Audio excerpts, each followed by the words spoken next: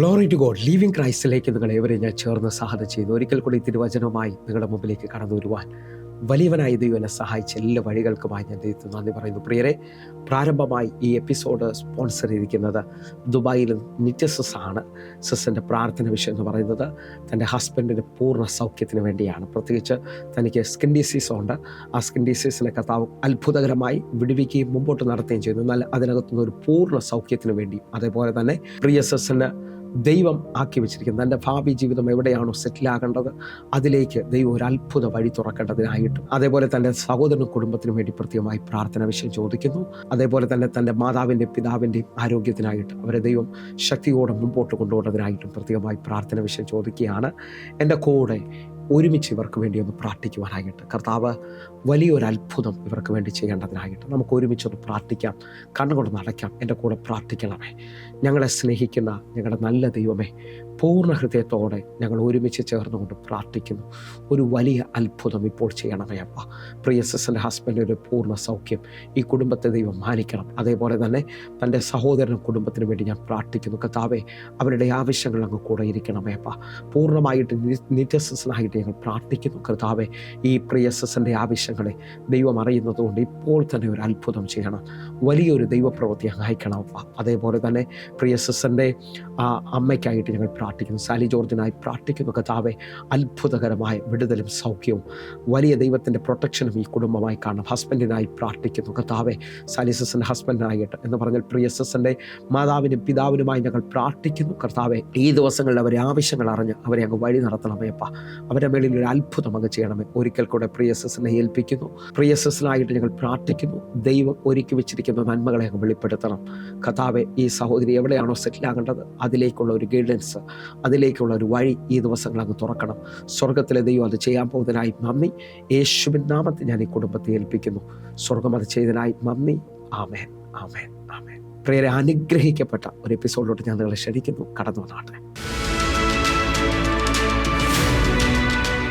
പ്രിയരെ, മാറ്റമില്ലാത്ത ദൈവത്തിൻ്റെ തിരുവചനമായി ഒരിക്കൽ കൂടെ നിങ്ങളുടെ മുമ്പിലേക്ക് കടന്നു വരുവാൻ വലിയവനായ ദൈവം എന്നെ സഹായിച്ച എല്ലാ വഴികൾക്കുമായി ഞാൻ നന്ദി പറയുന്നു. പ്രാരംഭത്തിൽ തന്നെ എൻ്റെ കഴിവോ എൻ്റെ മിടുക്കോ അല്ല പ്രിയരെ ഞാൻ നിങ്ങളുടെ മുമ്പിലേക്ക് കടന്നു വരുന്നത്. കർത്താവിൻ്റെ വലിയ കൃപയാണ്, കർത്താവിൻ്റെ വലിയ കരുണയാണ് ഓരോ പ്രാവശ്യവും നിങ്ങളുടെ മുമ്പിലേക്ക് കടന്നു വരുവാൻ സഹായിക്കുന്നത്. ആ നിലയിൽ ദൈവവചനവുമായി നിങ്ങളുടെ മുമ്പിൽ നിൽക്കുമ്പോൾ ദൈവവചനത്തിൻ്റെ പ്രാധാന്യം നാം തിരിച്ചറിഞ്ഞിരിക്കണം. ദൈവത്തിൻ്റെ വചനത്തിന് ദൈവത്തോളം ശക്തി ഉണ്ടെന്ന് എത്ര പേർ വിശ്വസിക്കുന്നു? യോഹന്നാന്റെ സുവിശേഷം 1-ാം അധ്യായം അതിൻ്റെ 1-ാമത്തെ വാക്യം പറയുകയാണ്, ആദിയിൽ വചനം ഉണ്ടായിരുന്നു, വചനം ദൈവത്തോടു കൂടെയായിരുന്നു, വചനം ദൈവമായിരുന്നു.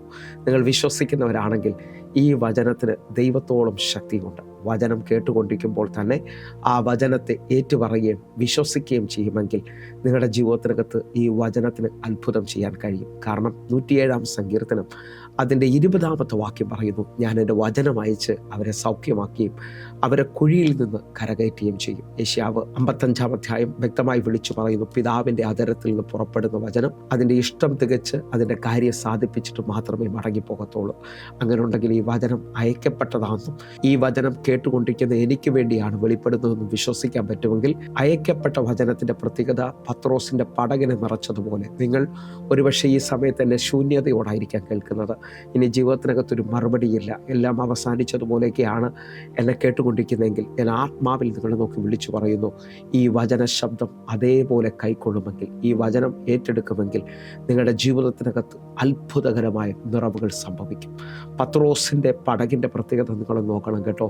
ഇന്നലകളിൽ ശൂന്യത കണ്ട, ഒരു രാത്രി അധ്വാനിച്ചിട്ട് ഒന്നും ലഭിക്കാത്ത പത്രോസ് അതേ കടലിൽ, അതേ പടകിൽ, അതേ വലയിൽ ശൂന്യതയും നിരാശയും നിന്ദിക്കപ്പെട്ട അനുഭവത്തിൽ നിൽക്കുമ്പോൾ പുലർച്ചയിൽ എൻ്റെ യേശു കർത്താവ് ആ പടകിനകത്ത് കയറുകയാണ്. നിങ്ങൾ വിശ്വസിക്കുന്നവരാണെങ്കിൽ ഈ വചന ശബ്ദം കേട്ടുകൊണ്ടിരിക്കുമ്പോൾ നിങ്ങളുടെ കഴിവിൽ പരാജയപ്പെട്ടെടുത്ത്, നിങ്ങളുടെ സാമ്പത്തിക മേഖലയിൽ നിങ്ങൾ പരാജയപ്പെട്ടെടുത്ത് എൻ്റെ യേശുവിനെ നിങ്ങൾ അത് ഏൽപ്പിക്കുകയും യേശുവിലേക്ക് നിങ്ങൾ കടന്നു വരികയും ചെയ്താൽ നിങ്ങളുടെ ജീവിതത്തിനകത്തൊരു അത്ഭുതം സംഭവിക്കും. കഴിഞ്ഞ ദിവസം കൂടെ ഈ മീൻ പിടിക്കുന്ന ചിലരുമായിട്ടൊന്ന് അടുത്ത് നിന്ന സമയത്ത് അവർ വൈകിട്ടാണ് കൂടുതൽ സമയം, വൈകിട്ട് അല്ലെങ്കിൽ സന്ധ്യ രാത്രിയിലാണ് മീൻ പിടിക്കാൻ ഏറ്റവും കൂടുതൽ സമയം കണ്ടെത്തുന്നത്. എന്നാൽ നേരം പുലരുന്ന സമയത്തോ അല്ലെങ്കിൽ ആ പ്രഭാതമായ അല്ലെങ്കിൽ ആ പകൽ സമയം മീൻ പിടിക്കുവാനായിട്ട് അവർ ഒത്തിരി സമയം എടുക്കത്തില്ല. കാരണം ആ സമയത്ത് മീനെ കിട്ടാൻ ചാൻസ് കുറവാണെന്നാണ് അവർ പറഞ്ഞത്. ഹല്ലേലൂയ. ഞാൻ ആ അറിവിനകത്ത് നിന്നാണ് അത്രയും പറഞ്ഞത്.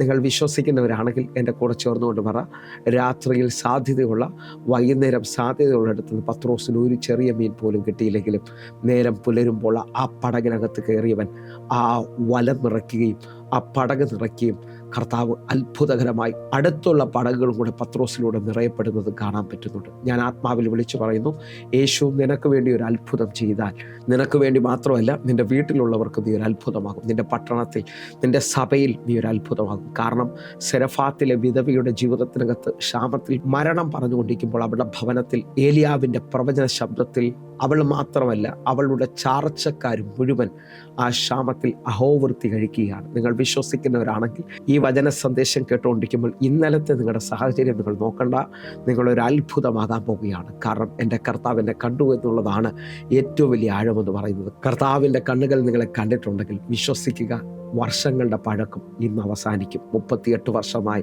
ആ കുളക്കടവിൽ ഒരു മറുപടിയില്ലാതെ കിടക്കുന്നവൻ, ജീവിതത്തിനകത്ത് എങ്ങും എത്തിയില്ലെന്ന് പറയുന്ന, എല്ലാവരാലും ഉപേക്ഷിക്കപ്പെട്ട ഒറ്റപ്പെട്ട മനുഷ്യൻ്റെ അടുക്കലേക്ക് യേശു കർത്താവ് വരുന്നത് കാണാൻ പറ്റും. ഞാൻ ആത്മാവിൽ വിളിച്ചു പറയാം, അവനെ ദൂരത്ത് നിന്ന് യേശു കർത്താവ് കണ്ടെന്ന് അവിടെ എഴുതിയിരിക്കുന്നത്. അവനെ കണ്ടു, അവൻ കിടക്കുന്ന ഏറിയ കാലമെന്ന് അറിഞ്ഞവൻ്റെ അടുക്കൽ വന്നു. നിങ്ങൾ വിശ്വസിക്കുന്നവരാണെങ്കിൽ നിങ്ങളുടെ വർഷങ്ങളുടെ പരാജയം, നിങ്ങളുടെ വർഷങ്ങളുടെ വേദന, വർഷങ്ങളുടെ രോഗത്തിൻ്റെ അനുഭവം ഇന്ന് ഈ വചന സന്ദേശം നടന്നുകൊണ്ടിരിക്കുമ്പോൾ എൻ്റെ യേശുവിനെ സ്പർശിക്കാൻ കഴിയുമെങ്കിൽ, എൻ്റെ യേശുവിന് അറിയാം അത് തീർക്കാൻ കഴിയുമെന്ന് ഉറപ്പുണ്ടെങ്കിൽ നിങ്ങൾ ഈ സമയം മുതൽ ആരാധിച്ചു തുടങ്ങണം. 12 വർഷമായി പല വൈദ്യന്മാരും നോക്കിയിട്ടും ഒട്ടും ഭേദമാകാത്ത, തനിക്കുള്ളതെല്ലാം ചിലവഴിച്ചിട്ടും ജീവിതത്തിനകത്ത് ഒട്ടും സൗഖ്യം കിട്ടാത്ത ഒരു സ്ത്രീ യേശുവിൻ്റെ വാർത്ത കേട്ടു. അവൾ യേശുവിൻ്റെ വസ്ത്രത്തിൻ്റെ തൊങ്ങൽ തൊട്ടെന്ന് എഴുതിയിരിക്കുന്നത്. നിങ്ങൾ വിശ്വസിക്കുന്നവരാണെങ്കിൽ ഇപ്പോൾ കർത്താവിനെ സ്പർശിക്കുവാൻ, നിങ്ങളുടെ ഇന്നലത്തെ അനുഭവങ്ങളെല്ലാം മറക്കുക. ഞാൻ എൻ്റെ ജീവിതാനുഭവത്തിൽ എനിക്ക് മനസ്സിലായ ഒരു സത്യം ഞാൻ നിങ്ങളോട് വിളിച്ചു പറയാം. ജീവിതത്തിൽ മുന്നോട്ട് പോകണമെന്ന് ആഗ്രഹിക്കുന്നവർ, അല്ലെങ്കിൽ ഉയർച്ച പ്രാപിക്കണമെന്ന് ആഗ്രഹിക്കുന്നവർ, നിങ്ങളൊരു കാര്യം തിരിച്ചറിയണം. ഇന്നലത്തെ തകർച്ചകൾ ജീവിക്കരുത്, ഇന്നലത്തെ നിരാശകൾ ജീവിക്കരുത്, ഇന്നലത്തെ പ്രതികൂലത്തിൽ ജീവിക്കരുത്. നിങ്ങൾക്ക് മുമ്പോട്ട് സാധ്യതയുണ്ടെന്ന് പറഞ്ഞുകൊണ്ട് നിങ്ങൾ വിശ്വാസത്തിൽ സ്റ്റെപ്പ് വയ്ക്കുന്നവരായിത്തീരണം, വിശ്വാസത്തിൽ എഴുന്നേൽക്കുന്നവരായിത്തീരണം. അങ്ങനെ ഉണ്ടെങ്കിൽ ഈ വചന സന്ദേശം നടന്നുകൊണ്ടിരിക്കുമ്പോൾ തന്നെ മാറ്റമില്ലാത്ത ദൈവത്തിൻ്റെ തിരുവചനം, യോഹന്നാന്റെ സുവിശേഷം 1-ാം അധ്യായം അതിൻ്റെ 4-ാമത്തെ വാക്യം വചനത്തെക്കുറിച്ച് പറയുന്നു. അവനിൽ ജീവനുണ്ടായിരുന്നു, ആ ജീവൻ മനുഷ്യരുടെ വെളിച്ചമായിരുന്നു.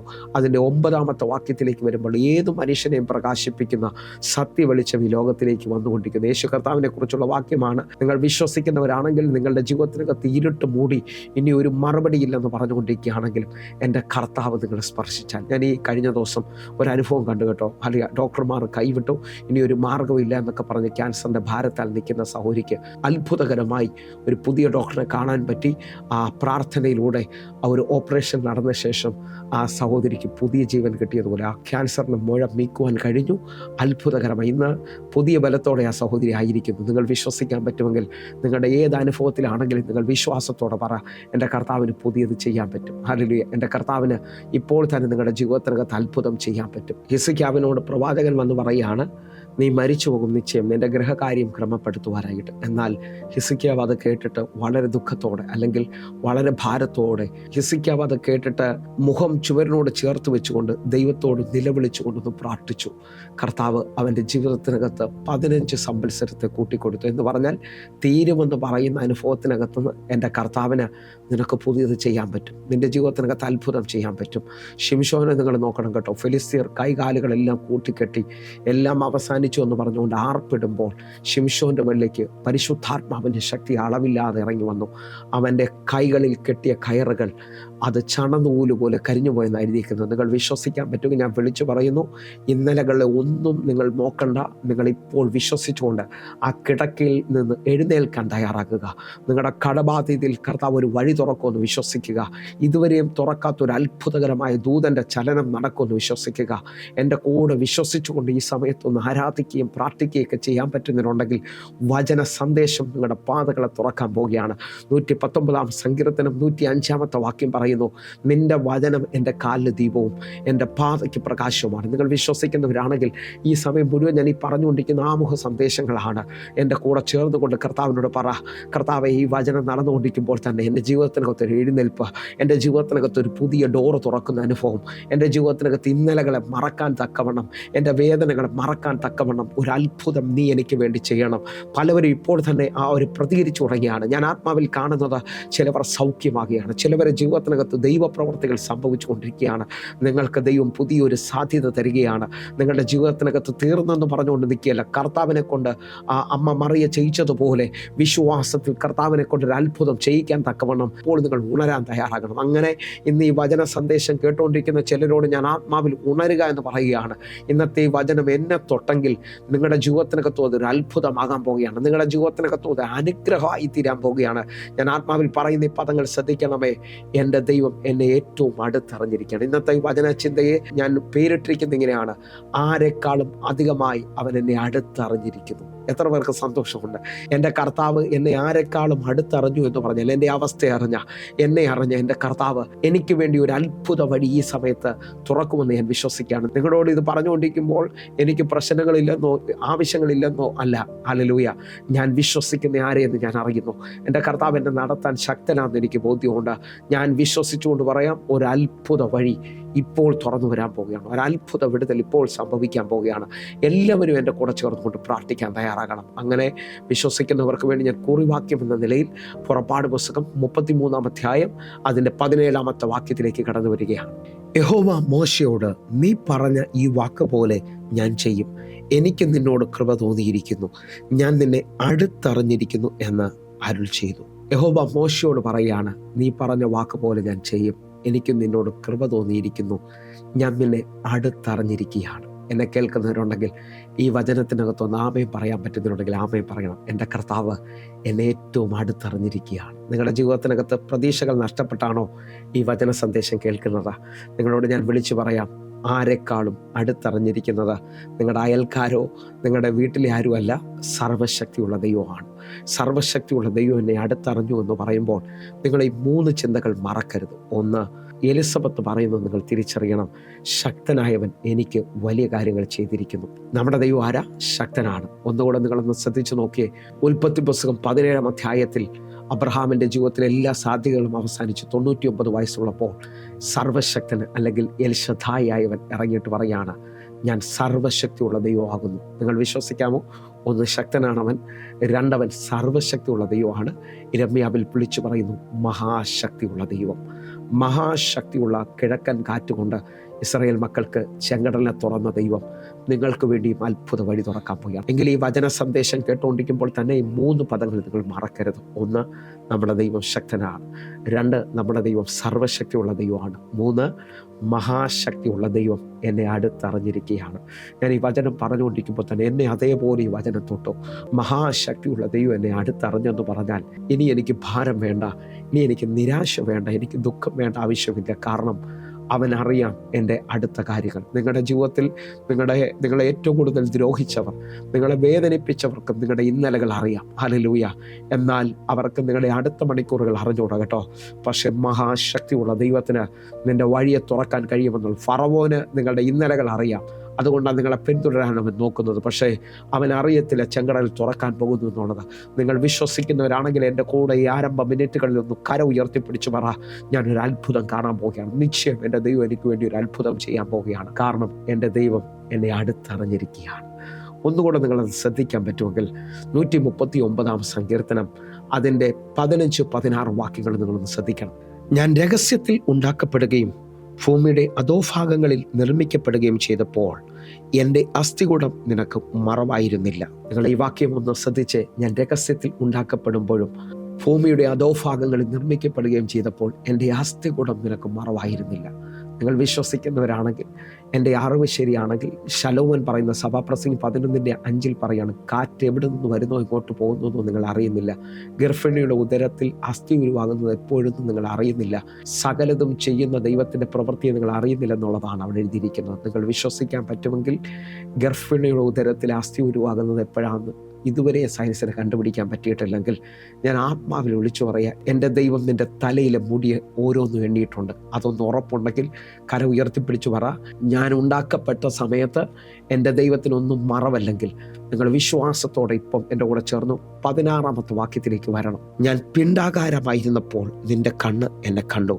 നിയമിക്കപ്പെട്ട നാളുകൾ ഒന്നുമില്ലായിരുന്നപ്പോൾ അവയെല്ലാം നിന്റെ പുസ്തകത്തിൽ എഴുതിയിരുന്നു. ഈ വചനത്തിന് ഇന്ന് എന്നെ കേൾക്കുന്നവർ, വിഷമിച്ചിരിക്കുന്നവർ, വേദനിച്ചിരിക്കുന്നവർ, കർത്താവിനോടൊന്ന് ചേർന്നിരുന്നുകൊണ്ട്, കർത്താവിനോട് അകലെയല്ല കേട്ടോ, വേദനിക്കുകയല്ല, കർത്താവെ നിൻ്റെ കണ്ണെന്നെ കണ്ടെങ്കിൽ എനിക്ക് ഭാരമില്ല.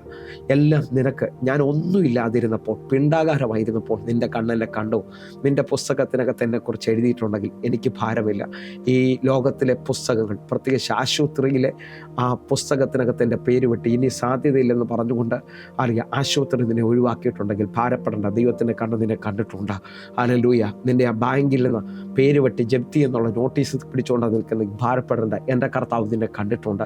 ഈ ലോകത്തിനകത്ത് ആ ഡൈവേഴ്സ് എന്ന പേപ്പറും പിടിച്ചുകൊണ്ട് നിൽക്കുന്ന ആരെങ്കിലും ഉണ്ടെങ്കിൽ ഭാരപ്പെടേണ്ട. എൻ്റെ കർത്താവ് നിന്നെ കണ്ടിട്ടുണ്ട്. ആ ജോലിയിൽ നിന്ന് നിന്നെ ടെർമിനേറ്റ് ചെയ്ത് ആ പേപ്പറുമായിട്ടാണ് നീ നിൽക്കുന്നെങ്കിൽ നീ ഭാരപ്പെടേണ്ട. എൻ്റെ കർത്താവിൻ്റെ കണ്ണ് നിന്നെ കണ്ടിട്ടുണ്ട്. റിജക്ഷനുകൾ മാത്രം കണ്ടുകൊണ്ടിരിക്കുന്ന ആരെങ്കിലും ഇന്ന് ഈ വചന സന്ദേശം ശ്രദ്ധിക്കുന്നുണ്ടെങ്കിൽ ഇന്ന് നിനക്ക് വേണ്ടി ഞാൻ ആത്മാവിൽ വിളിച്ചു പറയുന്നു, ഞാൻ പിണ്ഡാകാരമായിരിക്കുന്ന സമയത്ത് എന്ന് പറഞ്ഞാൽ ഒന്നുമില്ലാതെ അനുഭവത്തിനകത്ത് എന്നെ നീ കണ്ടെന്ന് ഉറപ്പുണ്ടെങ്കിൽ ഞാൻ വിശ്വസിക്കുകയാണ്, എൻ്റെ കർത്താവ് വാക്കുമാറാത്തവനാണ്. എത്ര പേർ ഒരുമിച്ച് എൻ്റെ കൂടെ ചേർന്നുകൊണ്ട് ഈ സമയത്ത് കർത്താവ് എന്നെ അറിയുന്നു, എന്നെ മറ്റാരെക്കാളും. ഞാൻ ഈ പദം പറയുമ്പോൾ നിങ്ങൾ ശ്രദ്ധിക്കണം കേട്ടോ. ഈ 139 സങ്കീർത്തനം നിങ്ങൾ വായിച്ചിട്ടില്ലെങ്കിൽ ഇന്ന് ഈ വചന സന്ദേശം തീർന്നിട്ട് നിങ്ങൾ സമാധാനത്തോടെ ഈ സങ്കീർത്തനം ഒന്ന് വായിക്കണം. നിങ്ങളുടെ ജീവിതത്തിനകത്ത് ദൈവം സംസാരിക്കുന്നത് കാണാൻ പറ്റും. കാരണം എന്നെ ഉണ്ടാക്കിയത്, എന്നെ നിർമ്മിച്ചത് അത്ഭുതവും അതിശയകരമായിട്ടാണ്. എൻ്റെ കർത്താവ് എന്നെ ഉണ്ടാക്കിയത് ഞാനൊരു അത്ഭുതമാണ് കേട്ടോ. നമ്മുടെ ശരീരം എന്ന് പറയുന്ന ഒരു അത്ഭുതമാണ്. ഈ അത്ഭുതത്തിനകത്തുനിന്ന് നെഗറ്റീവിലേക്കോ വീഴ്ചയിലേക്കോ രോഗത്തിലേക്കോ വന്നു കഴിഞ്ഞാൽ നമ്മുടെ ജീവിതം തന്നെ ഒന്ന് കൊഴിയുന്നത് പോലെ തോന്നും. പക്ഷേ ഇപ്പോൾ നിങ്ങൾ എൻ്റെ കൂടെ ചേർന്ന് പറയണം, ഞാൻ അത്ഭുതമാണ്. എൻ്റെ അകത്ത് തന്നെ എന്നെ സൗഖ്യമാക്കുന്ന അത്ഭുത ശക്തി വ്യാപരിക്കുന്നുണ്ട്. നിങ്ങൾ വിശ്വസിക്കുന്നവരാണെങ്കിൽ ഇപ്പോൾ തന്നെ നിങ്ങൾ സൗഖ്യമാകാൻ പോവുകയാണ്. യേശുവിൻ്റെ നാമത്തിലുള്ള സൗഖ്യം നിങ്ങളുടെ മേളിൽ ചലിച്ചുകൊണ്ടിരിക്കുകയാണ്. നിങ്ങൾ മരുന്നിലല്ല സൗഖ്യമാകാൻ പോകുന്നത്. യേശുവിൻ്റെ അടിപ്പിണരാലുള്ള സൗഖ്യം നിങ്ങളുടെ മേളിലേക്ക് ഇപ്പോൾ വെളിപ്പെട്ട് വരികയാണ്. അങ്ങനെ ഒന്ന് ശ്രദ്ധിക്കുന്നവരോട് 139 സങ്കീർത്തനം അതിൻ്റെ 1 മുതൽ 4 വരെയുള്ള വാക്യങ്ങൾ ഞാനൊന്ന് വായിക്കുകയാണ്. നിങ്ങളത് കേൾക്കണം. യഹോവേ, നീ എന്നെ ശോധന ചെയ്തറിഞ്ഞിരിക്കുന്നു. ഞാൻ ഇരിക്കുന്നതും എഴുന്നേൽക്കുന്നതും നീ അറിയുന്നു. എൻ്റെ നിരൂപണം നീ ദൂരത്തു നിന്ന് ഗ്രഹിക്കുന്നു. എൻ്റെ നടപ്പും കിടപ്പും നീ ശോധന ചെയ്യുന്നു. എൻ്റെ വഴികളൊക്കെയും നിനക്ക് മനസ്സിലായിരിക്കുന്നു. യഹോവേ, നീ മുഴുവനും അറിയാത്ത ഒരു വാക്കും എൻ്റെ നാവിൽ ഇല്ല. നിങ്ങൾക്ക് വിശ്വസിക്കാൻ പറ്റുമോ? എൻ്റെ യേശുവിനെ അറിയാൻ പറ്റാത്തതൊന്നുമായി എൻ്റെ ജീവിതത്തിനകത്തില്ല. ഹല്ലേലൂയ. എൻ്റെ ഇന്നലകളെ അവൻ അറിയാം, എൻ്റെ ജീവിതത്തിലെ തകർച്ചകൾ അറിയാം. ഹല്ലേലൂയ. ഞാൻ ആത്മാവിൽ വിളിച്ചു പറയുന്നു, എൻ്റെ നാളുകളെയും അവൻ അറിയാം. എൻ്റെ ജീവിതത്തിനകത്ത് ഈ ബൈബിളിൽ എനിക്ക് ഇഷ്ടപ്പെട്ട വാക്യങ്ങളിലൊന്നാണ്, അവൻ ആദ്യൻ മാത്രമല്ല, അവൻ അന്ത്യനും കൂടെയാണ്. നിങ്ങൾ വിശ്വസിക്കുന്നവരാണെങ്കിൽ അവൻ ആൽഫ മാത്രമല്ല, അവൻ ഒമേഗയും കൂടെയാണ്. അങ്ങനെ ഉണ്ടെങ്കിൽ ഇപ്പം കരമടിക്കുന്നതിനകത്ത് നിങ്ങൾ മറക്കരുത്, കരമുയർത്തുന്നതിനകത്ത് നിങ്ങൾ മറക്കരുത്. കാരണം അടുത്ത മണിക്കൂറിൽ നിൻ്റെ സ്വപ്നത്തിൽ കാണാൻ പറ്റാത്ത ചിലതുമായി എൻ്റെ കർത്താവ് നിൻ്റെ മുമ്പിൽ നിൽക്കാൻ പോവുകയാണ്. നിന്നെ ഉപേക്ഷിച്ചവരെ നടുവിൽ, നിന്നെ നിന്ദിച്ചവരെ നടുവിൽ, ആ കാട്ടിലേക്ക് തെള്ളിവിട്ടവരെ നടുവിൽ നിന്നെ അഭിഷേകം ചെയ്യാൻ ഈ ദൈവത്തിന് കഴിയുമെന്ന് വിശ്വസിക്കുന്നുണ്ടെങ്കിൽ ആളെ അയച്ച് ശമൂവേലിനെ കൊണ്ട് നിന്നെ അഭിഷേകം ചെയ്യാൻ പോകുക.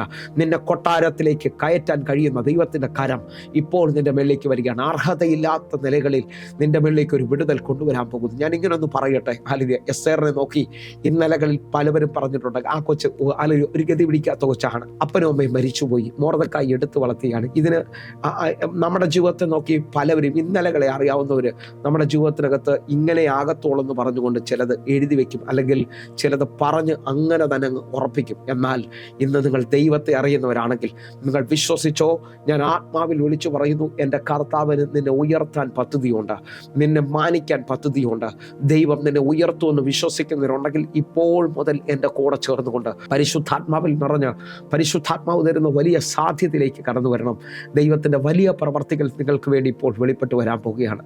ഞാൻ ആഴമായിട്ട് ഇനിയും എന്നെ ഏൽപ്പിച്ച ചില കാര്യങ്ങളുള്ള നിങ്ങളെ ഓർപ്പിക്കാൻ പോവുകയാണ്. ഈ നിലകളിൽ നിങ്ങളൊന്ന് ശ്രദ്ധിക്കണം. എൻ്റെ കുടുംബത്തെ ഒന്ന് പരിചയപ്പെടുത്തി എനിക്ക് 2 മക്കളുണ്ട്. ഇളയത് മകളാണ്, മൂത്തത് മകനാണ്. അല്ലെങ്കിൽ പിന്നെ ഭാര്യയും എൻ്റെ അമ്മയും അടങ്ങുന്നതായിരുന്നു കുടുംബം. എന്നാൽ ഇന്ന് അമ്മ നിത്യതയിൽ വിശ്രമിക്കുകയാണ്.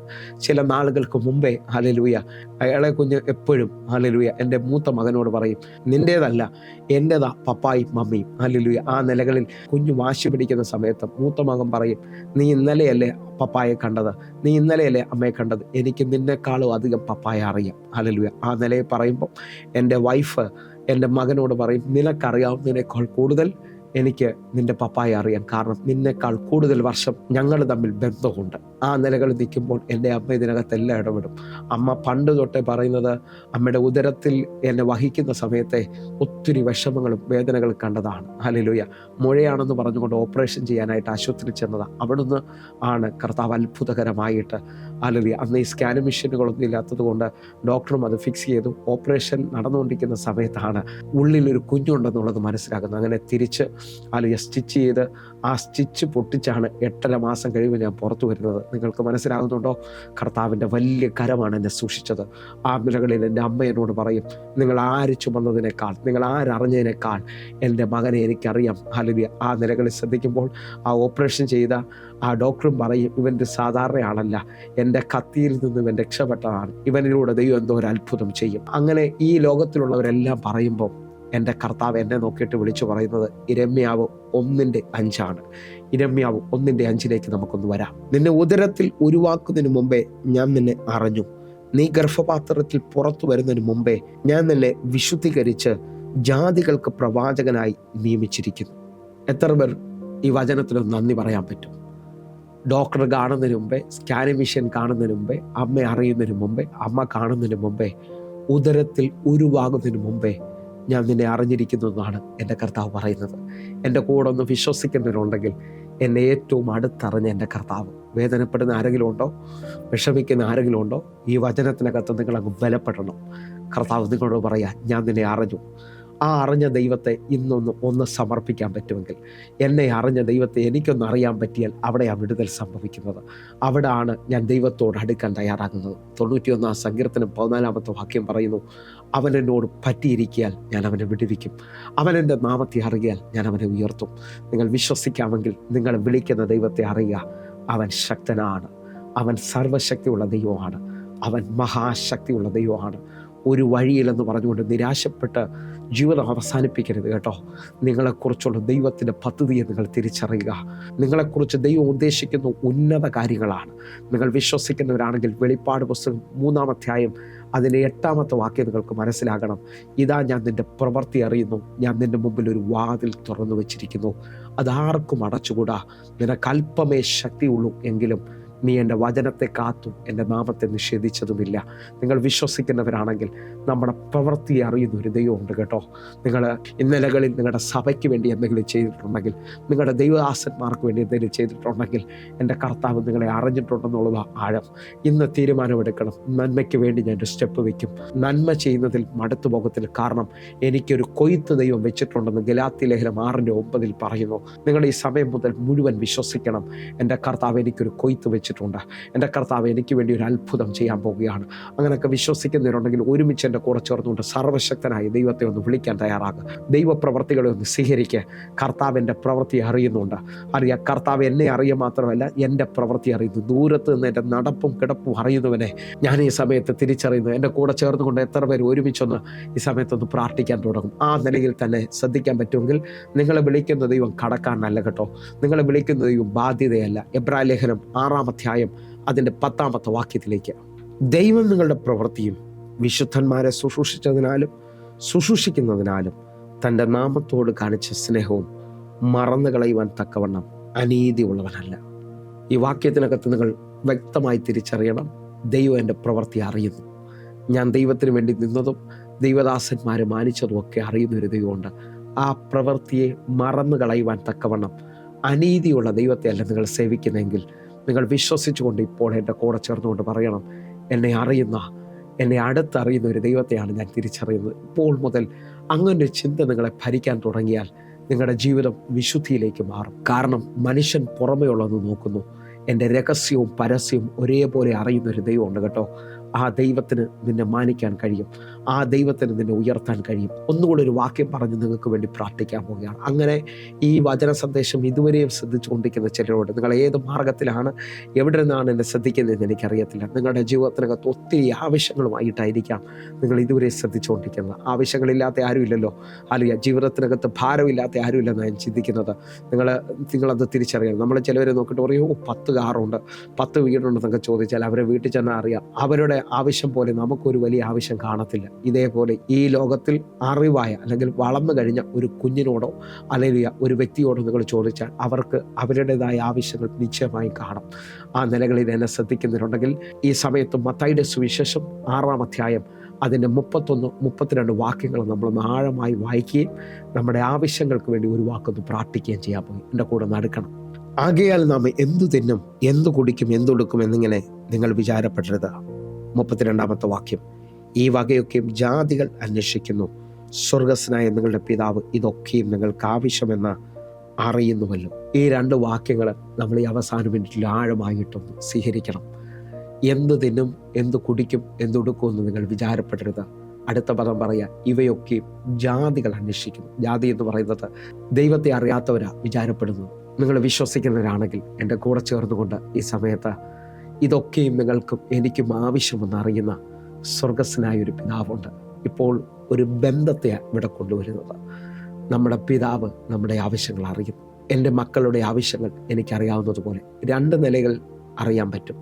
ഞാൻ അവർക്ക് അവരുടെ വിഷയങ്ങൾ ഇന്നതൊക്കെ വരുമെന്നുള്ളത് എനിക്കറിയാം. പക്ഷേ അവരുടെ ചില പേഴ്സണൽ വിഷയങ്ങൾ അവരെന്നോട് പറഞ്ഞാൽ ഒന്നുകൂടെ എനിക്ക് വ്യക്തമാകും. ഈ സമയത്ത് ഞാൻ ഈ വ്യക്തമായി പറയാം. അവരെ സ്കൂൾ ഫീസ് അടയ്ക്കേണ്ടത് എനിക്കറിയാം, അവരെ യൂണിഫോമിൻ്റെ കാര്യം എനിക്കറിയാം, അവരുടെ ആഹാരത്തിൻ്റെ കാര്യം എനിക്കറിയാം. പക്ഷേ അവരെ പേഴ്സണലി ഹല്ലേലൂയ അവർ പേന നഷ്ടപ്പെട്ടു പോയെന്നോ അല്ലെങ്കിൽ ബുക്ക് കീറിപ്പോയെന്നോ എന്നുള്ളതും എനിക്ക് അറിയാൻ പറ്റാത്ത അനുഭവങ്ങളുണ്ട്. അത് അവരെന്നോട് പറയുമ്പോൾ എനിക്കറിയാൻ പറ്റും. നിങ്ങൾക്ക് മനസ്സിലാകുന്നുണ്ടോ? ഇതേപോലെ ഇപ്പോൾ എൻ്റെ കൂടെ ചേർന്നുകൊണ്ട് അപ്പാ എന്നൊന്ന് വിളിച്ചുകൊണ്ട് എൻ്റെ ഇതുവരെയുള്ള ആവശ്യങ്ങളെ അങ്ങയോട് ഞാനത് പറയുകയാണ്. അതാണ് ഫിലിപ്പിയർക്ക് എഴുതിയ ലേഖനത്തിൽ പറയുന്നത്, സകലതും പ്രാർത്ഥനയാലും അപേക്ഷയാലും സ്തോത്രത്തോടും കൂടെ ദൈവത്തെ അറിയിക്കത്രേ വേണ്ടത്. നിങ്ങൾ വിശ്വസിക്കുന്നവരാണെങ്കിൽ നമ്മളിപ്പോൾ നമ്മുടെ പേഴ്സണൽ ആവശ്യങ്ങളെ, നമ്മുടെ എല്ലാ ആവശ്യങ്ങളെയും ദൈവത്തെ ഒന്ന് അറിയിക്കാൻ അല്ലെങ്കിൽ അപ്പനെ ഒന്ന് അറിയിക്കാൻ പറ്റുമെങ്കിൽ അവിടെ ഒരത്ഭുതം നിങ്ങൾക്ക് കാണാൻ പറ്റും. ഒന്ന് കണ്ണുകളൊന്ന് അടയ്ക്കാവോ? എന്നെ ഏറ്റവും അടുത്തറിയുക, എൻ്റെ ആവശ്യങ്ങൾ അറിയുന്ന ഒരു ദൈവം ഇന്നും ജീവിക്കുന്നതിനാൽ നീ വിശ്വസിച്ചോ, നിന്നെ കണ്ണിലെ കൺമണി പോലാണ് അവൻ നടത്താൻ പോകുന്നത്. നിന്നെ അത്ര വിലയായിട്ടാണ് സ്വർഗം കാണുന്നത്. കാരണം അവൻ്റെ രക്തത്തിൻ്റെ വിലയാണ് ഞാനും നിങ്ങളും. അങ്ങനെ വിശ്വസിക്കുന്നുണ്ടെങ്കിൽ കണ്ണുകൾ അടച്ചോ, പ്രാർത്ഥിക്കാം. ഞങ്ങളെ സ്നേഹിക്കുന്ന ഞങ്ങളുടെ നല്ല ദൈവമേ, ഈ വചനത്തിൻ്റെ അടിസ്ഥാനത്തിൽ ഞങ്ങളുടെ ആവശ്യങ്ങൾ അറിയുന്ന, ഞങ്ങളെ ഏറ്റവും അടുത്തറിയുന്ന കർത്താവ് ഇപ്പോൾ വലിയൊരു അത്ഭുതം ചെയ്യാൻ പോവുകയാണ്. ദൈവത്തിൻ്റെ പ്രവൃത്തി വെളിപ്പെട്ട് വരാൻ പോവുകയാണ്. പരിശുദ്ധാത്മാവ് ഇവർക്ക് വേണ്ടി ഒരു അത്ഭുതം ചെയ്യാൻ പോവുകയാണ്. കർത്താവെ, അങ്ങനെ ചെയ്തതിനായി നന്ദി. അങ്ങയുടെ കരം അങ്ങ് വെളിപ്പെട്ടതിനായി സ്തോത്രം. യേശുവിൻ നാമത്തിൽ ഞാൻ ഈ മക്കൾക്ക് വേണ്ടി പ്രാർത്ഥിക്കുന്നു. ഇതൊരു വിടുതലിൻ്റെ സമയമാകട്ടെ, ഇതൊരു സൗഖ്യത്തിൻ്റെ സമയമാകട്ടെ, ഇതൊരു എഴുന്നേൽപ്പിൻ്റെ സമയമാകട്ടെ. ഞാൻ ഇങ്ങനെ തന്നെ കാണുന്നു, 3ഓളം കുടുംബങ്ങൾ തലമുറയോർത്ത് ഭാരപ്പെടുന്നു. അവരുടെ വിഷയത്തിനകത്ത് ഈ മണിക്കൂറുകളിൽ വഴി തുറക്കാൻ പോവുകയാണ്. ഞാനിങ്ങനൊന്ന് കാണുകയാണ്. ജോലി നഷ്ടപ്പെട്ട് 2 കുടുംബം വിദേശത്ത് വഴിയില്ല എന്ന് പറഞ്ഞുകൊണ്ട് നിൽപ്പുണ്ട്. അവർക്ക് വേണ്ടി ദൈവം ഒരു വലിയ അത്ഭുതം ചെയ്യാൻ പോവുകയാണ്. ഞാൻ കിടക്കയിൽ കിടക്കുന്ന, ജീവിതം മടുത്തു മരിച്ചാൽ മതി, ആരും നോക്കാനില്ലെന്ന് പറഞ്ഞുകൊണ്ട് ഭാരപ്പെടുന്ന 2 വ്യക്തികളെ കാണുന്നുണ്ട്. കർത്താവ് അവർക്ക് വേണ്ടി വലിയ വാതിൽ തുറക്കാൻ പോകുന്നു. കർത്താവെ, ഇന്ന് എന്നെ കണ്ടുകൊണ്ടിരിക്കുന്ന ഓരോ മക്കൾക്ക് വേണ്ടി, അവരെ സാമ്പത്തിക വിഷയത്തിന് വേണ്ടി പ്രാർത്ഥിക്കുന്നു. അത്ഭുതം ചെയ്യണം. യേശുവിൻ നാമത്തിൽ പ്രാർത്ഥിക്കുന്നു. കേൾക്കണം പിതാവേ. ആമേൻ, ആമേൻ, ആമേൻ. പ്രിയരെ, ഇന്നത്തെ ഈ വചന സന്ദേശം നിങ്ങളുടെ ജീവിതത്തിനകത്ത് വലിയ അനുഗ്രഹമായി ഞാൻ വിശ്വസിക്കുന്നു. കാരണം എൻ്റെ ജീവിതത്തെ തൊട്ട വചനം നിങ്ങളെ തൊടും നിശ്ചയമായും. ഹല്ലേലൂയ. അനുഭവമുള്ളവനെ കണ്ണിക്കാൻ കഴിയത്തില്ല. അങ്ങനെ ഉണ്ടെങ്കിൽ ഉറപ്പായിട്ടും വിളിക്കണം. നമുക്ക് ഒരുമിച്ച് പ്രാർത്ഥിക്കാം. വലിയ ദൈവപ്രവർത്തികൾ ഈ മണിക്കൂറുകൾ സംഭവിക്കും. കർത്താവ് നിങ്ങളെ ആധിക്യത്തിൽ മാനിക്കട്ടെ. കൂടുതൽ വിവരങ്ങൾക്ക് വേണ്ടി നിങ്ങൾ വിളിക്കുക. നമ്മുടെ യൂട്യൂബ് ചാനൽ സബ്സ്ക്രൈബ് ചെയ്യാൻ മറക്കരുത്. റോയ് ഹെൻറി എന്ന് നിങ്ങൾ ടൈപ്പ് ചെയ്യുക. യൂട്യൂബ് ചാനൽ വരും. കർത്താവ് നിങ്ങളെ ആധിക്യത്തിൽ മാനിക്കട്ടെ. God bless you. ആമേൻ.